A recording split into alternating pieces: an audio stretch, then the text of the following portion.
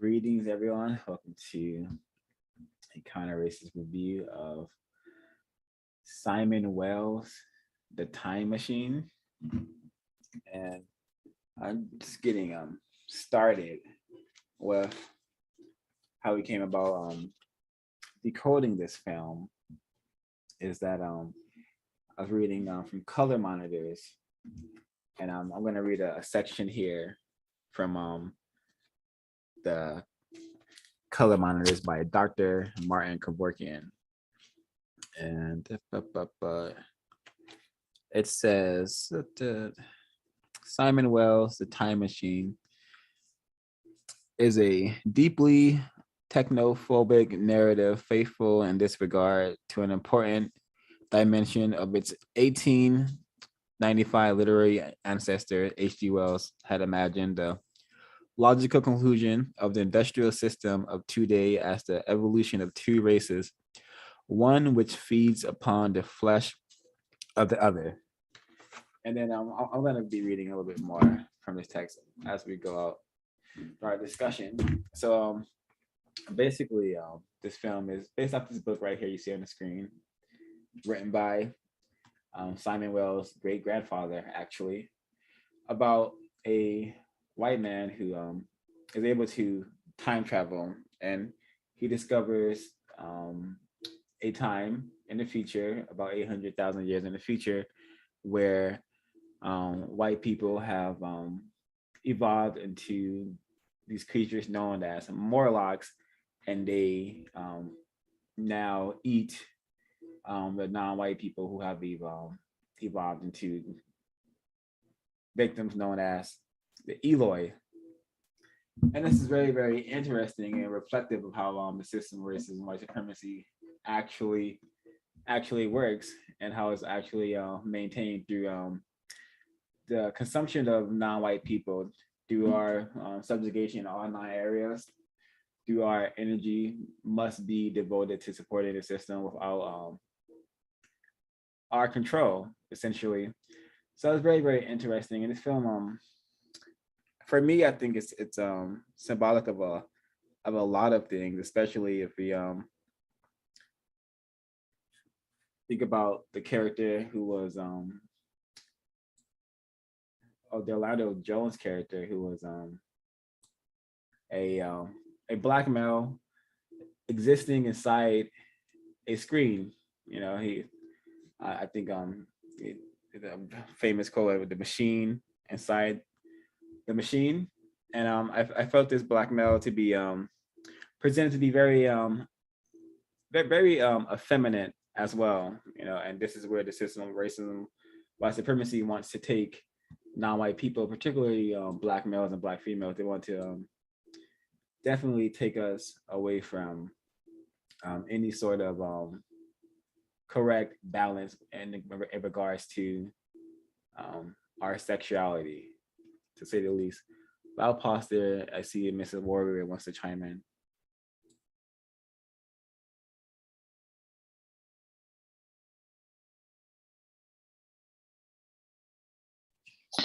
Yeah.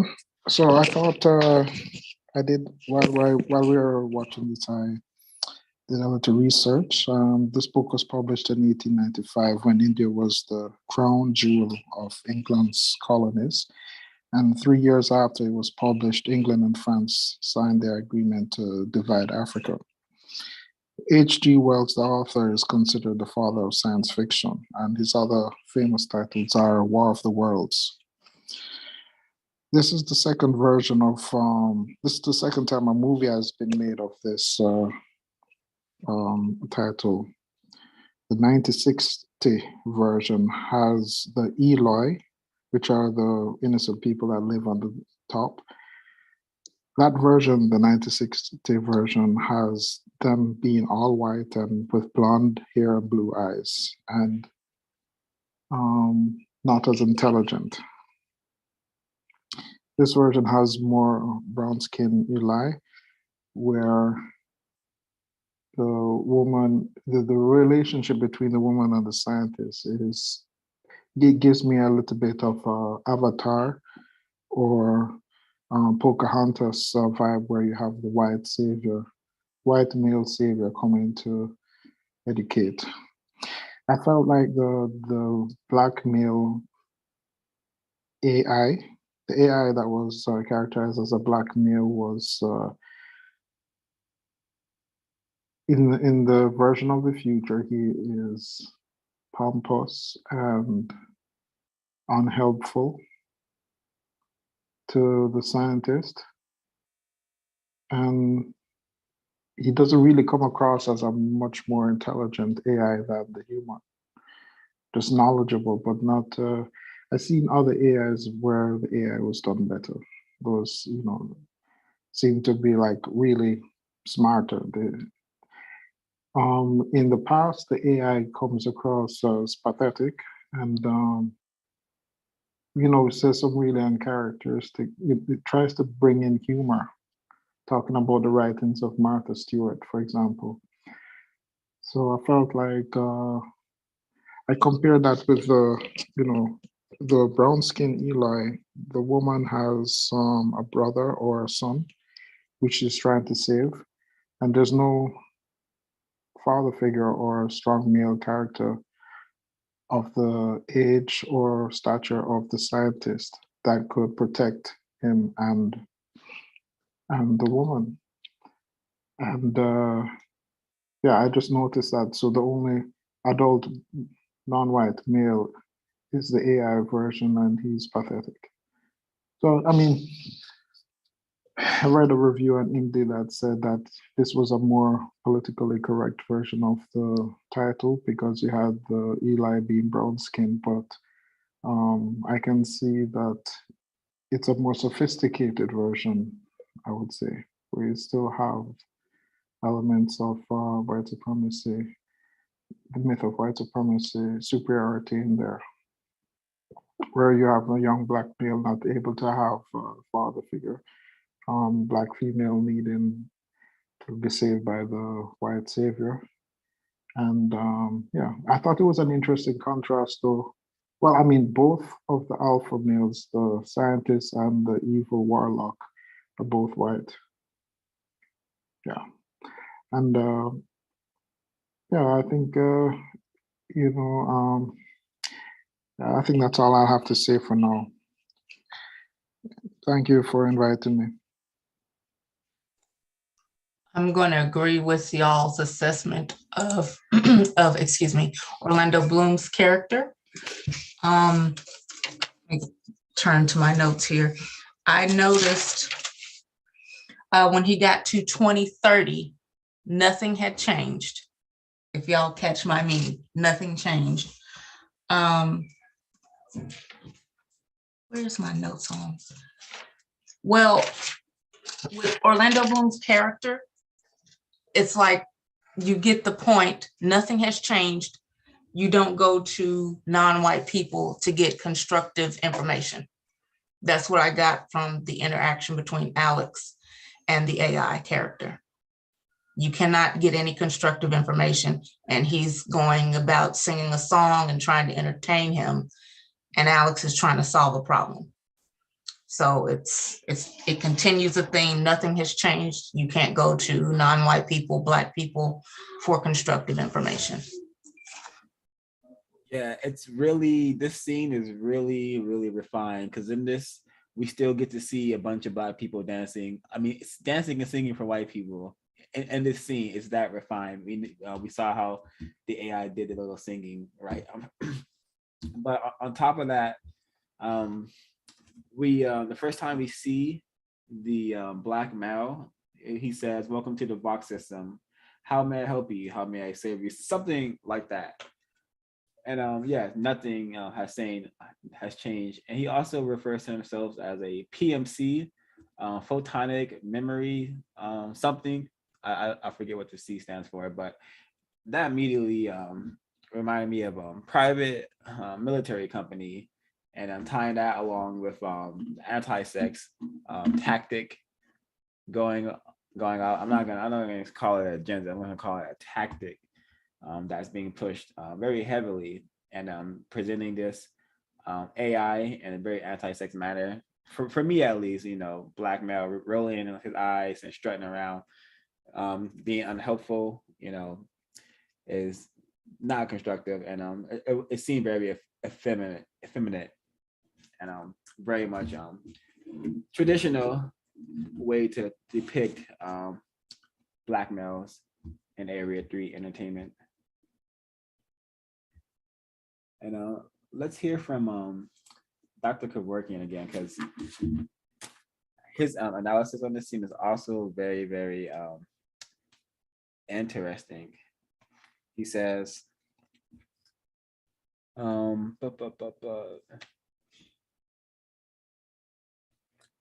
he says 800,000 years into the future, the obliging, digitized black man continues to chirp his delicious greeting. Welcome to the Vox system. How may I help you? How may I save you? What can I get you? This profoundly technophobic narrative thus reserve a special exemption for the one digital application deemed forever appropriate. The disembodied and supremely eager to please black man. And this is maybe some refined racism from Kevorkian, but he should be saying black male, but to each his own. So I'll continue on with my notes if folks are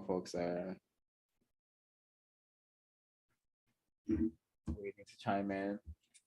So I also compare this scene to how they're how racist men and racist women are really guiding the future that they want to see. This is 2037, around that ballpark.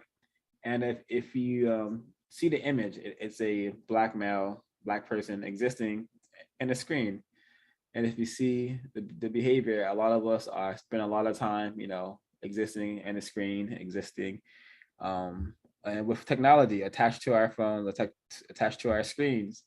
And that's racist man and racist woman, making us in some way, shape, or form this AI here, existing in the screen and not focusing on a race problem. Perhaps I may be totally confused and rambling, but I see Miss Action would like to chime in, so I'll pause my mic.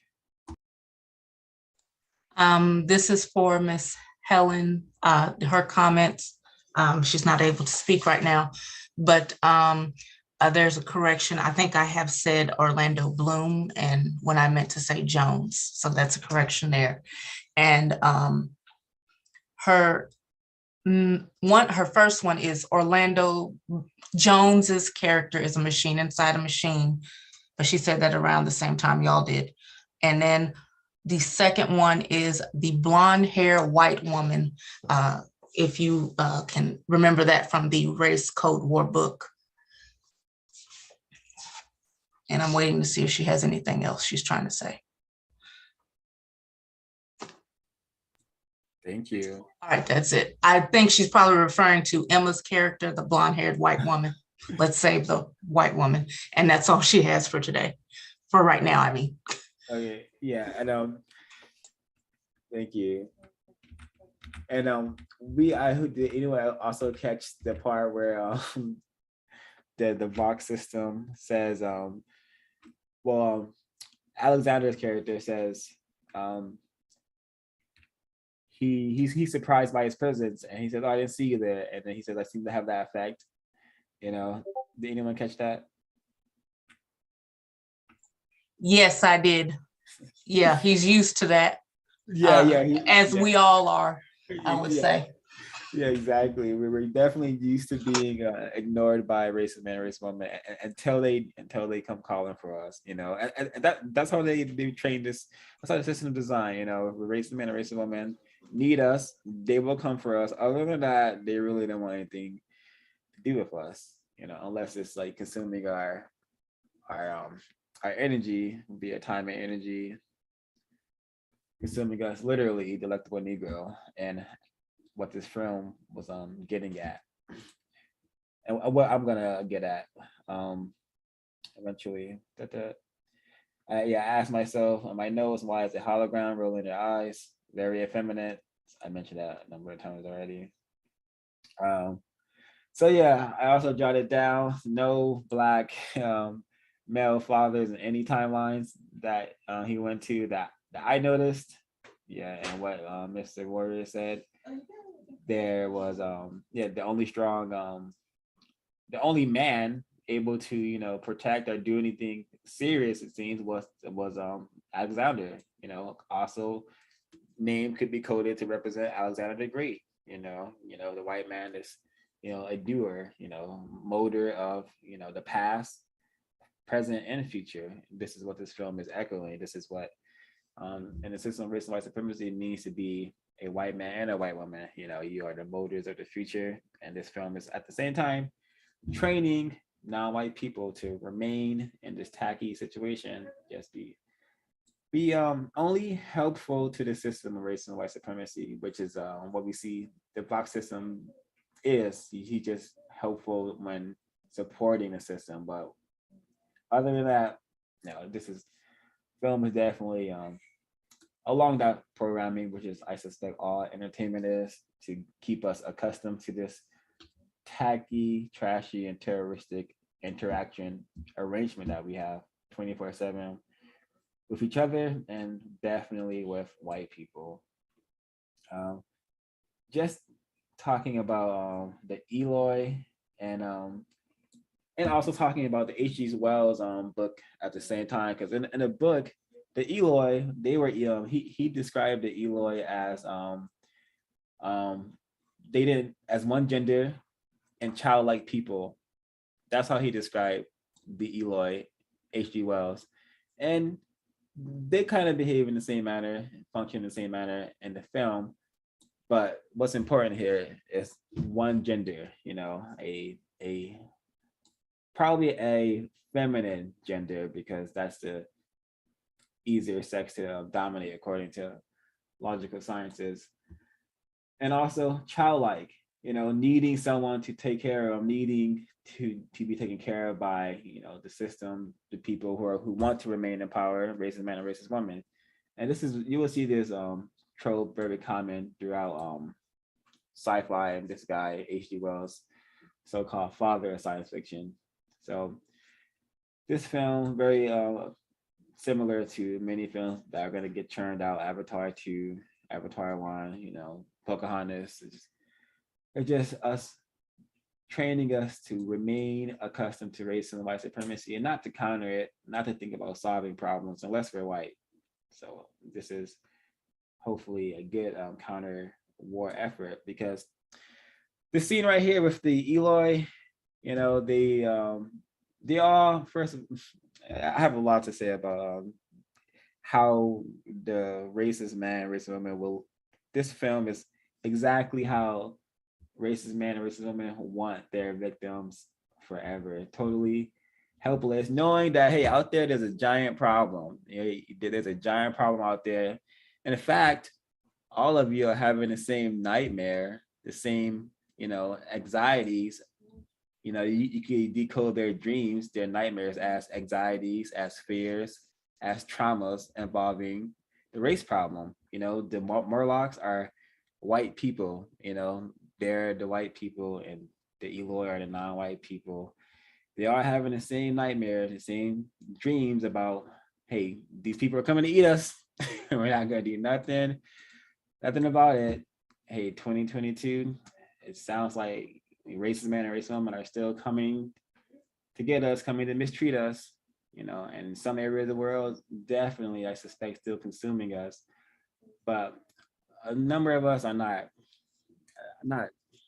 interested in countering it, or even understanding that, hey, there's a giant problem. And what did the Eloy say in this film? He said, this is our life. This is how it is. Race and white supremacy. They come and get us every now and then we just don't talk about it. And I don't know, that's, do the racist man or racist woman know us that well, or do they know what they have made out of us? Very, very tragic. But I have a number of other things to say about Pop Mike there, see if folks want to chime in.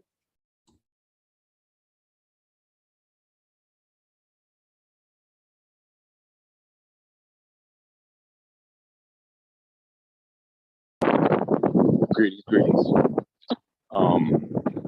Yeah, this film is it's coded. It's got a lot of there's so much coming at you at one time. Like watching it get to the second time, I picked up so much more.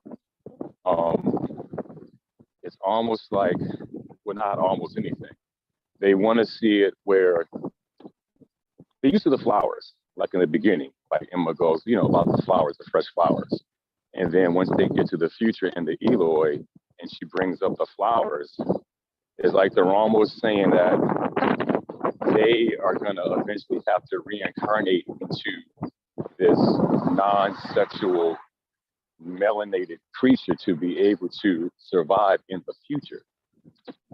And I don't know, these the way they communicate in these films, especially sci-fi, is really detailed.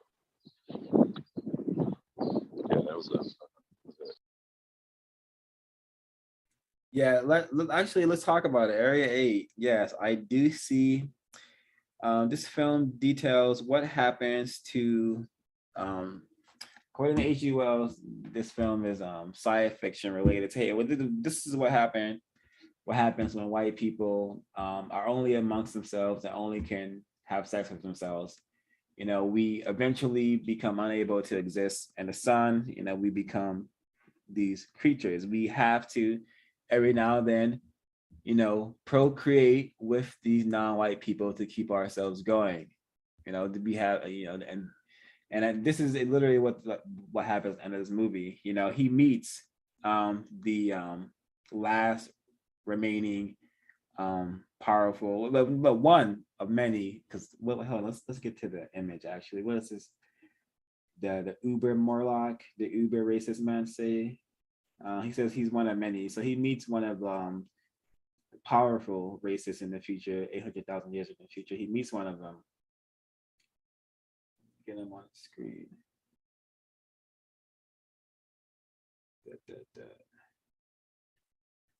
No idea why it's taking so long. All right, here we go.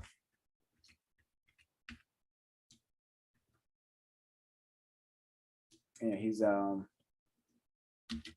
and so he meets them, and hey, this is the result of us not, having sex with non-white people and getting that, that melanated genetic thing that we need. I'm not a scientist, so I probably can't describe it correctly, but something is there. And this imagery, the Egyptian, the ancient Kemetic, ancient blacks, that's how I'm going to refer to it, the ancient blacks who had the information, who understood time and space and the traversal of two. I suspect this film, H.G. Wells, the reason why they always attach ancient black symbolism to these films and to their so-called science fiction is because they're aware that, hey, these ancient blacks, they're doing some pretty gnarly stuff, astral travel, time travel, a whole bunch of black stuff that we will not be able to do because we do not have melanin. And just for us to even exist, we need these people's genetics in us sometimes. I may be totally incorrect. I may be just a totally insane non-white person, victim of racism, but I think something's up. And also, I also see that imagery being subtly coded.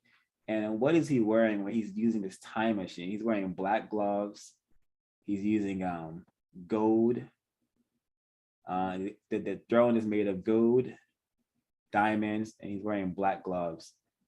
All things, gold from the continent of Africa, so-called, diamonds from the same area, and he's wearing black gloves, all representing blackness, I suspect, representing that, hey, once upon a time, these melanated creatures, ancient blacks, they had definitely insight into what's being depicted in this film, time travel. And I may be in error.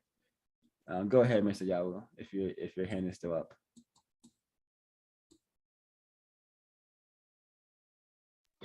Oh, that was the old hand. Yeah, and if what I'm saying, did that make sense? Is that ringing true to anyone? Or Yes, yes. Miss Helen has additional comments. Um, White people, aka the white man Alexander, are thinkers. He created a time machine. White people think years ahead. Second point, we don't talk about what happened to the elders, so there are no old Eloi. She says it reminds me of how some non-white people don't talk about racism.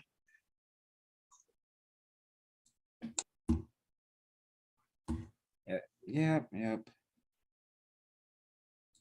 Definitely echoing sentiments. Um, when Alexander, oh wow, I randomly turned to the exact note I needed. This is a perversion of every natural law, and he's referring to cannibalism particularly. And this is as part of white culture, like the Bodigo, what they were, what they have been documented doing for quite a while. So if this is the perversion of every natural law, then what exactly are we existing within? You know, the system of race and white supremacy is definitely incorrect. And yeah, this scene right here, this is a perversion of every natural law when he's referring to the cannibalism, and he's also referring to how the Morlocks, they control the thoughts of the Eloi and the other lower caste or of their species or whatever. And this is how white people have done it. They definitely, because they control a lot of, if not all of the information on the planet, they have indirectly have been controlling and are controlling many of us thoughts. You know, very, very interesting. This film has a lot jam packed into it. You know, and I see this racist man here as a powerful racist who is definitely coded as, hey, if we were able to unlock our decalcified pineal gland, our so-called third eye, or so-called serpent's eye of Horus, or whatever it's been called, if we can unlock that, you know, we will be able to do what the blacks were doing, the ancient blacks were doing, you know, telekinesis, telepathy, and this is them, you know, putting that in there. It's very, very interesting, and this also could be speculation. I could just be very confused, but that's what it's getting at. But still, referencing racist man, racist woman, 2022, they are definitely controlling the information and indirectly controlling a lot of our thoughts, speech, and action. For sure, this is why a number of us act white by mistreating one another, name calling, harming one another. This is all white behavior that has been trained to us by racist man and racist woman.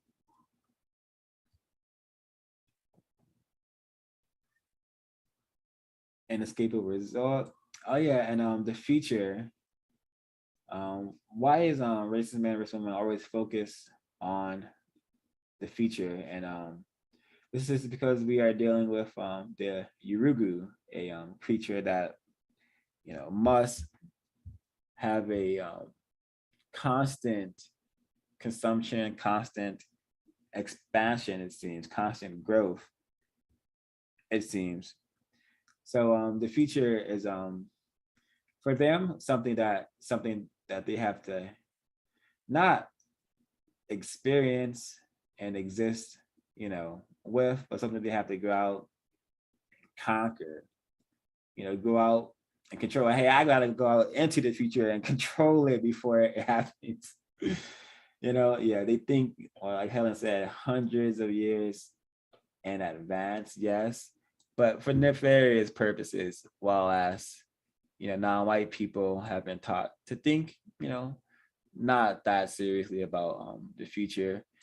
But this film is a a homage to the ancient blacks who were thinking light years ahead, who understood, thinking light years ahead and thinking in the future, probably preparing for the future, probably why they wrote all those things on the wall that said about these creatures who would come and do great harm to them and to us. Perhaps could be all speculation.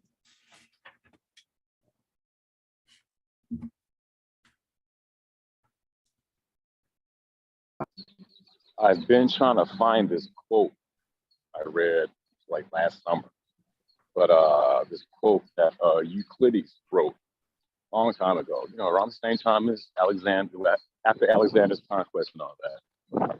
And they were broke, and they had no vision of the future because they were broke, like us. You can't think about 2 days from now if you're starving right now. You got to get food right now. So he says that we were hungry and starving and without a future. And when we found the Egyptian geometry, we were able to fix our problems forever. And this film and other films, especially in the sci-fi genre, your occult genre, this is exactly what it's talking about. And that's why you can control information. If you have an instruction manual, then I can control everybody's TV because I know the code, how to hack it. I know how to program what they're watching. And this is what we're dealing with because the info is already out there. It's already been figured out. So they got the info. They use their benefit.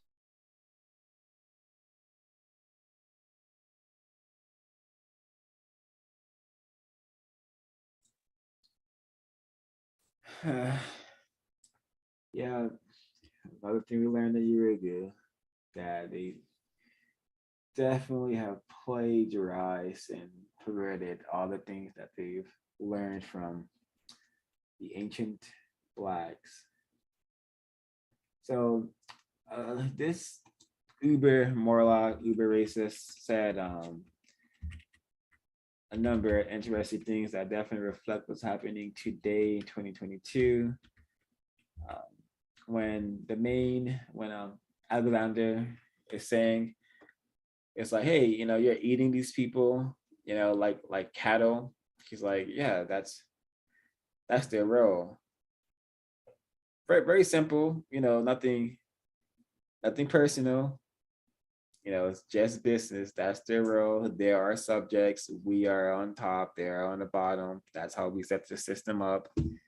That's how we do things here, and that's how things are still happening 2022.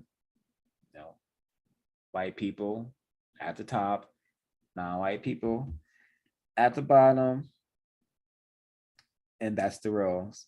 That's the role we are trained to play every single day. Very interesting. Yeah, this film is some diabolical programming. I wonder what is the more confused victim of racism think when they watch a film like this. Do they think, hey, white people are super cool, they help us, they can help us to have a good future, or whatever that even supposed to mean. I think this film is more excellent motivation for us to not have sex with white people until we have established a system of justice by guaranteeing no one is allowed to be mistreated and those who need help receive constructive help. Because this film is echoing that, hey, we're going to still control these non-white people. We're still going to, because at the end of the movie, Alexander, the main character, he's about to be in charge. He's going to be teaching this, he's going to be taking these non-white people into his civilization. It's going to be, I think they're reading Huckleberry and Finn at the end of the movie. I could be incorrect, but I think they're reading Huckleberry and Finn at the end of the movie, or some other piece of racist propaganda. But yeah, racist men, racist women are determined to dominate us into the future and into infinity. And this film should motivate us to, if anything, be like Alexander. Be serious about solving the race problem, and not like the Eloi, who are literally trained successfully to run away from the problem. Mr. Silent Warrior, go ahead.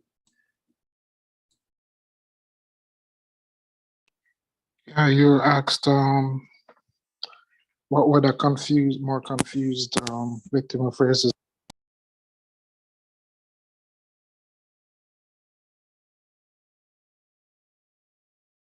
Oh, Where'd you go? Oh,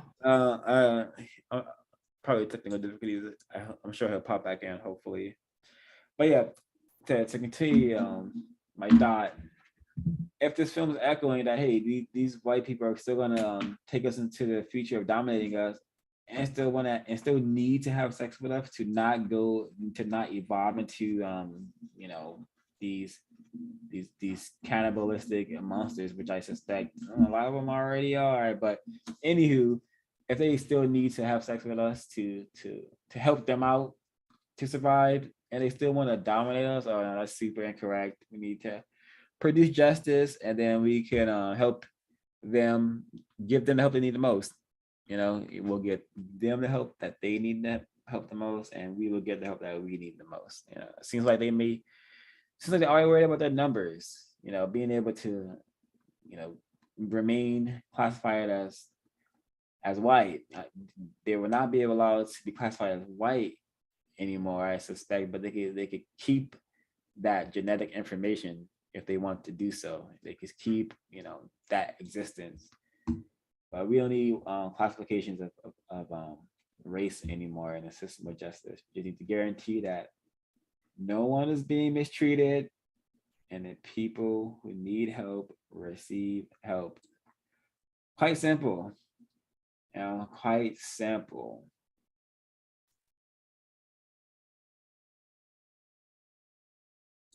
Yeah, let me see. And this scene also reminded me of Lord of the Rings, the Modor scenes. Oh yeah, and the Eloi and the Morlock scene reminds me of this is just like this scene is just a bunch of races enjoying their hunt. The Murlocs are having fun hunting, chasing these non-white people around. Yeah, it looks like, yeah, that's how I decoded this scene as well. A bunch of races go, and also echoing, what's been done a number of times in actual, documented history of white people going into areas where non-white people live, and just decimating them, for fun, for glory, and for material comfort. So that's what the scene could also be decoded as. And Mr. Warrior, please continue. Yeah, I don't know how much I got before I was cut off by the internet, but basically I was suggesting that it presents a vision of the future for victims of racism where the good white person will save us from the bad white person, and that racism will most likely be ended because, of course, the good white person, the scientist, will eventually defeat the bad white person. I noticed that there were no Black people that looked distinctly African or Africoid, like were black-skinned people. None of them were amongst the Eloi. I thought that was interesting. And yeah, so for a victim of racism, it also encourages them to have sex with white people. That's all I have to say. Like I said, it had this Avatar Pocahontas vibe going. And of course, you see that there's no serious Black males. So you're confused victim, you might just think that Orlando Jones was being humorous. And that is the role for a black male in the future. I'll mute my line. Yes, and also I think this is some refined, super refined coded imagery right here, because the black male character is presented in such a tacky and incorrect way, but while at the same time, he also is like the possessor of so-called all knowledge. You know, he's a possessor of all knowledge, you know, in this film. So for me, that is saying something. It's saying that, hey, non-white people, yeah, they definitely are you know, incredible specimens, but we're gonna use all that potential, you know, all that, you know, blackness that they possess in their body and in their minds, that connection to the unconscious collective, the connection to all information that has ever existed. And we're going to use that potential to support racism and white supremacy. We're going to have them in a screen rambling off racist propaganda forever. We're not going to use that potential to solve problems. We're not going to use that potential to allow Black people to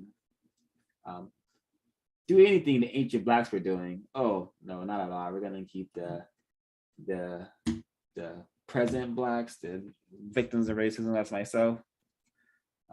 People classified as a Black right now, we're going to keep them very much their potential. We're going to let them be amazing athletes. We're going to let them be amazing entertainers, but amazing thinkers, amazing scientists. And we're going to have to limit that as much as possible. Serious thinkers, especially, that is not something we want these people who possess so much potential, but we've mastered, you know, having them think that, you know, they should be doing other things with their potential, not thinking. And to stop from rambling, I'll pause my mic there until I want to read out more of my notes. I just wanted to make an observation, and that is that when he first makes the time travel in this movie, he ends up in the future. First thing personally he sees, before he sees the black male, who we have agreed is like a not so strong vision of a black male or of AI.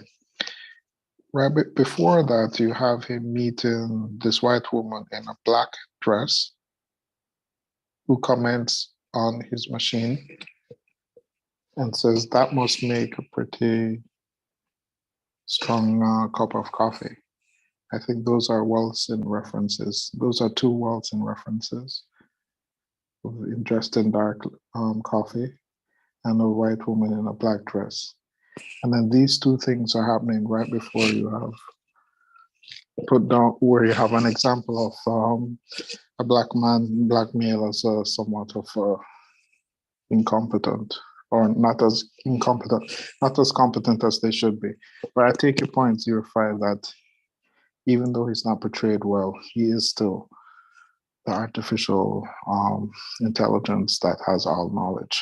So still in somewhat of a prominent position by title, even if the example given is not so impressive to the viewer. But the point I'm making is essentially that I've noticed this a couple of times when white people practice racism, like quite often right before it, you'll see some Wilson signal of their feeling of inadequacy. And in this movie, it's the white woman in the black dress commenting to the white man that his time machine must make a good cup of coffee. Because being able to produce something black is the standard. Being able to produce black coffee. So if the white man has something that can produce something black coffee, that's the standard. Oh, that's quite deep. So if by using Wilson's ISIS paper analysis, it kind of makes it's a bit more. It's easier to understand why they had to force Orlando Jones' character to be so inadequate. If they themselves are feeling, if their characters are demonstrating this subconscious inadequacy right before they meet the black male, it's a way to, in their mind, balance things out while they practice, and for that reason they practice racism. I made my line. Excellent catch, Mr. Warrior. Definitely well-seen moment. And race code war. The compensation is there. Like, she's covered in black, compensating for, perhaps compensating for her, lacking of black skin, while at the same time, existing in a system of racism and white supremacy, complimenting this other white man, complimenting her in a manner by saying, hey, you have something that could be this color. It's just super pitiful situation that we are in, that these are the interactions that we have become accustomed to, and that they want us to remain accustomed to. Color coded wars, color coded messages.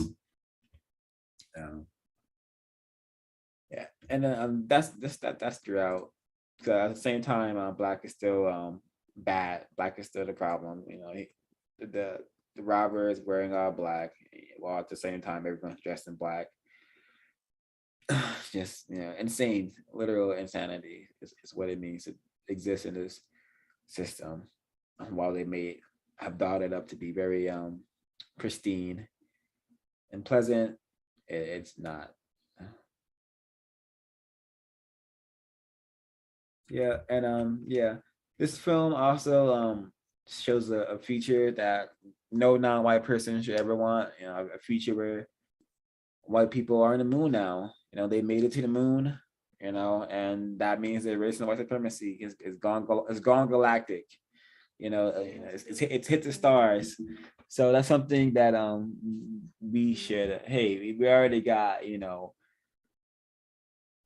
a number of incorrect problems that could all be traced back to race and white supremacy. We should not want, we should not be thinking about going to other planets with these problems on this planet, because race and white supremacy is going to end up on Mars, the moon. They're going to have to still worry about black babies, non-white babies dying in those hospitals on the moon and whatnot. Still going to have to worry about, the areas where non-white people live, dealing with some sort of orbital issues or whatnot. It's just not going to be correct. It's not going to be how it should be if we are now in space, planetary travel with the system of white supremacy still intact.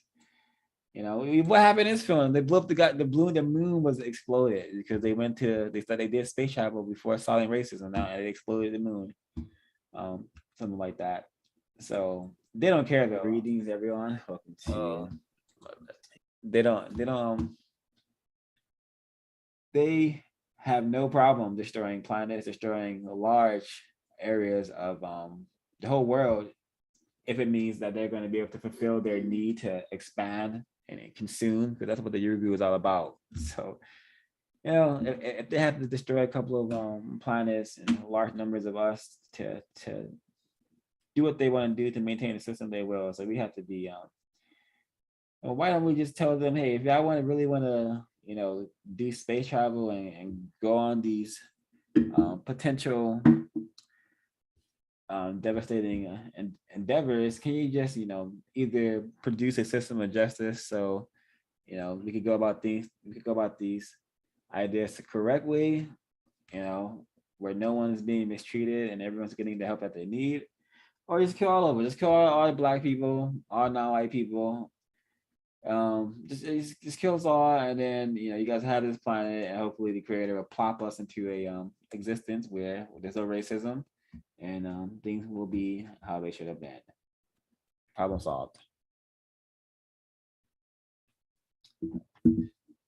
There's one other thing, maybe my final note in regards to the Eloy and racist code is being uttered, is being depicted here.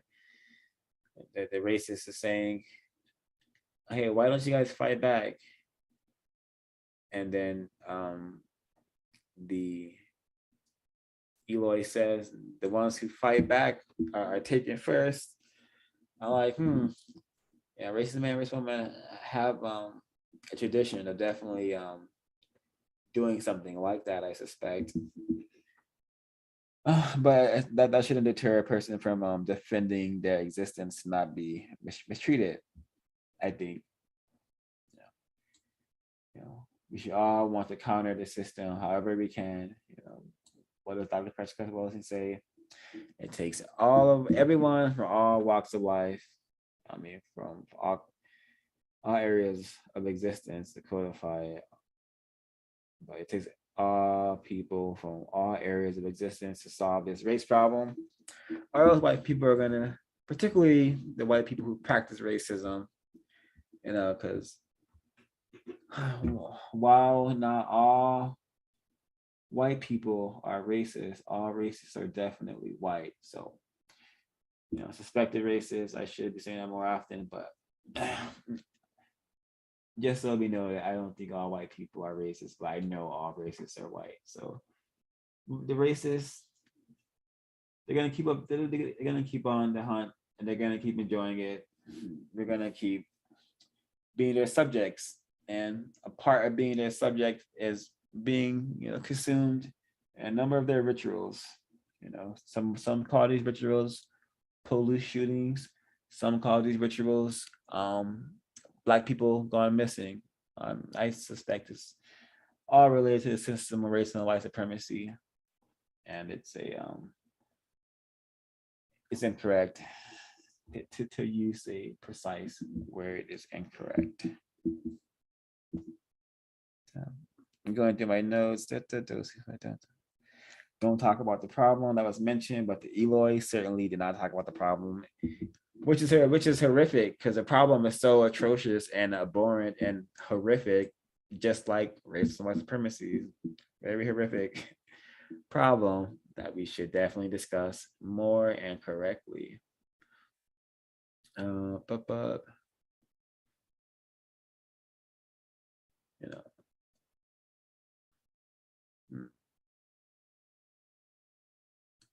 Yeah, and maybe the final thing I should say is I don't know if I completed the thought. He calls himself a photonic memory core, PMC, and I said private military company. And I don't know if I attached it, if I completed the thought, but I wanted to say that, the anti-sex tactic could be, it's very much a private military company. It's definitely like, a war effort against non-white people, perhaps that word association and the imagery of the Black male being presented as he is bizarre. And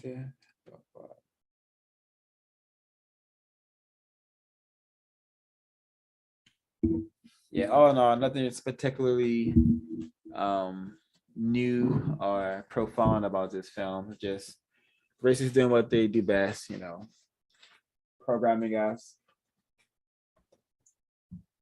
and rehashing their old stories. This is Running with the Wolves. This is Pocahontas. This is Robinson Crusoe. This is all that stuff all over again. Treasure Island. This is nothing new. But hopefully this information can teach a non-white person something about racism and white supremacy, what it is and how it works. yeah, maybe explore, encourage them to explore some works by Amundsen Wilson, Neely Fuller Jr., Dr. Francis Cress Wilson, Amundsen Wilson. I don't know if I said him already, but definitely Dr. Richard King as well. Folks have any more notes to share, or shall we conclude?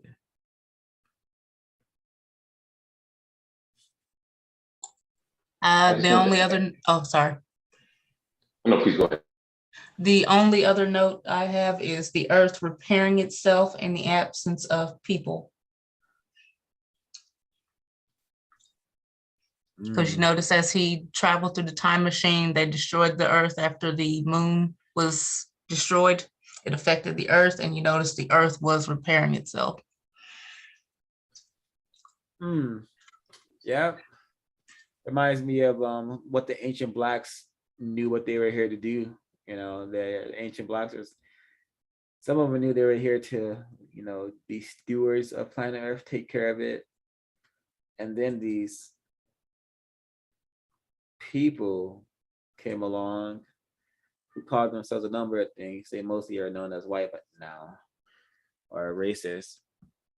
But they came along, and when they came along, the planet started to definitely get harmed way more than it was previously to their arrival or their expansion, or just their control of the planet, perhaps. But yeah, the planet is definitely and has an existence of its own, and I suspect the planet has its way of getting rid of all of us if the things we keep doing. Well, if the things the most powerful races keep doing to the planet keeps harming it, I suspect it has ways of getting rid of all of us, if need be. Hopefully, that'll be way better than, you know, the races getting off the planet, or this race problem continuing forever.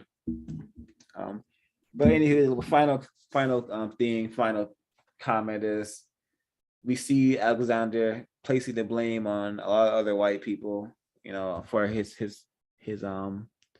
lover dying.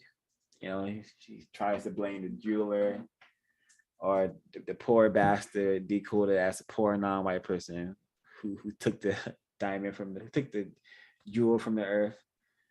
But, you know, the people most to blame for all problems on planet Earth are people classified as white, racist man, and racist woman. You know, and yeah, white people have mastered the role of playing victims, while mastered the role of teaching us that, hey, we are not being victimized, we are not being mistreated. And it says here, you are the inescapable result of your tragedy. You know, white people love, you know, pretending that they've been harmed in some great way. You know, hey, the Russia-Ukraine situation, hey, you are a result of your inescapable tragedy. This is what y'all do. You know, when you all are not, you know, when you are just allowed to do just white power maneuvers, this is what y'all do. You know, white on white, you know, this is just a white conflict. This is nothing new here, you know. So this is saying a lot. But it is April. Do we have a, yeah, it's the final broadcast of the month, April 30th, 2022. Yeah, sci-fi, they hide a lot in sci-fi. What's the biggest thing to take away from here? Hey, they're taking the non-white people in the direction of, yeah, continue being very childlike, and all at the same time, we're gonna make sure none of you males are functioning as males should function, and none of you females are functioning as females should function. We're gonna mix that all up. We're gonna make a ton of we're gonna promote a ton of confusion. Yes, you see.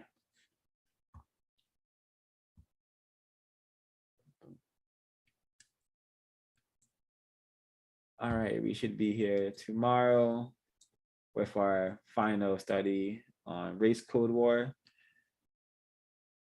Thanks everyone for their participation and their sharing. Oh, Miss B, and the sharing of notes. Miss B, would you like to? I mentioned this earlier, but I just wanted to say to non-white people, who might be listening to this or listen to this in the future, ask yourself why films like this are being made, why the same stories, the same narrative is being said over and over and over again. Time travel, slave pictures, slave movies, the white teacher that comes in and helps the non-white kids, the so-called wayward kids. Ask yourself, with all the millions of stories that are out there that are written in books or whatever, white people keep telling this same narrative, and we need to ask ourselves why. We need to start asking ourselves questions so that we could solve the problem, so that we can, get to thinking. Yeah, I don't know. Yeah, that's all for now.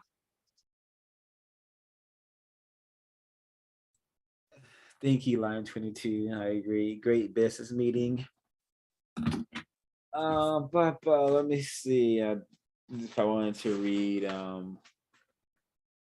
any more from.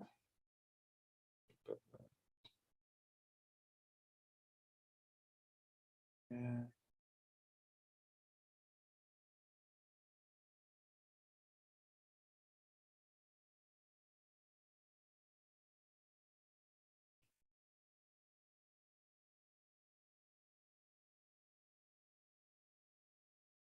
Oh wow! All right, so yeah, I'll this is ridiculous. I'll read a little bit. We'll close out with the color monitors a little bit from. So I guess I was right. I guess he is reading Huckleberry Finn at the end of the film. I guess he is reading it. So we're gonna close out with a bit of the words from Dr. Kevorkian from Color Monitors. And thanks for tuning in. Please like, comment, share, and subscribe. And when I upload this again, please do the same. Do the same. So this is from 73 of Color Monitors, the black face of technology in America. From this rich textbook, The Time Machine leaves us with a carefully chosen moment. The last words we hear repeat come from chapter Memories of the Lost Heroes, The Point and Tom's Secret. Aunt Polly, Mary, and the Harpers threw themselves upon the restored ones. The film thus closes the sentiment triumph of civilization and the restoration of its heroes. Vox pointedly does not read from Huckleberry Finn, wherein we learn, among other off-message developments, the outcome of all of Tom's effort to get Huck domesticated under the influence of one aunt or another. She's going to adopt me and civilize me, and I can't stand it.